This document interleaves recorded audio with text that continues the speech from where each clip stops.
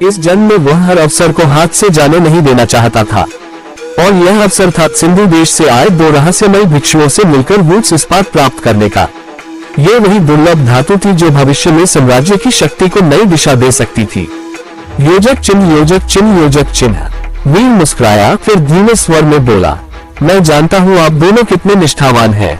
मैं भी इस कुल का पुत्र हूँ, लेकिन क्या आपको लगता है कि मुझे सदैव के लिए बंद रखा जा सकता है? यदि मैंने अब शांति से नहीं निकला तो बाद में गुपचुप निकलूंगा, और तब यदि कुछ अनर्थ हो गया तो दोष किसका होगा? शेन और मेन स्तब्ध रह गए। वीर के शब्दों में तर्क और दूरदर्शिता थी। मैं कुल का अपमान नहीं करूंगा, लेकिन जो कल हुआ वह भी क्या उचित था। फरहान शौर्य द्वारा रचित षड्यंत्र और उज्जवल की चालबाजियों ने वीर को बलात्कारी सिद्ध करने की कोशिश की थी।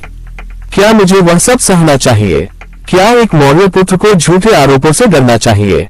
शेन और मेंग दोनों अब भीतर से हिल चुके थे। यदि माताश्री ने अनुमति दी होती तो हम स्वयं उस यवन पुत्र को दंड देते। शेन गरजे, कुमार आप सही हैं। मेंग ने सिर झुकाया।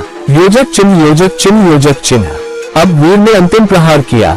यदि आप दोनों को मुझ पर विश्वास नहीं तो एक और मार्ग है, आप दोनों मेरे साथ चले। जहां मैं जाऊं आप दोनों साथ रहें। यदि आप पाए कि मेरी हरकत कुल के लिए हानिकारक है तो मुझे वहीं रोक दें। यह प्रस्ताव इतना तार्किक था कि शेन और मेंग विरोध नहीं कर सके। उन्होंने सिर झुकाया। कुमार आप जा सकते हैं, लेकिन हम छाया की तरह साथ रहेंगे। शौचालय भी जाए तो भी। वीर हंस पड़ा। मुझे कोई आपत्ति नहीं भाइयों। यदि मैं सीमाएं लांघूं तो मुझे वहीं दंडित कीजिए। योजक चिन्ह, योजक चिन्ह, योजक चिन्ह। स्मॉल डायमंड कुछ ही समय बाद तीनों नगर के पश्चिमी भाग की ओर प्रस्थान कर गए, और तभी मौर्य भवन के भीतर हड़कंप मच गया। माताश्री, वीर कुमार बाहर निकल गए।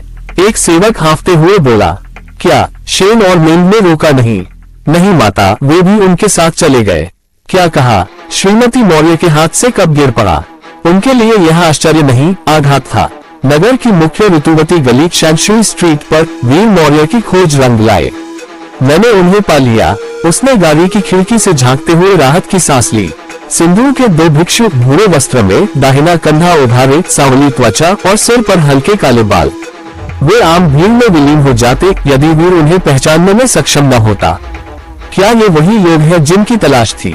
शेन ने पूछा। हाँ, वीर मुस्कुराया। इन 2 साधुजनों को साधारण मत समझो। कुछ वर्षों में पूरी राजधानी पछताएगी कि इनसे कोई सौदा नहीं किया। भिक्षु एक विशेष धातु बेचने का प्रयास कर रहे थे।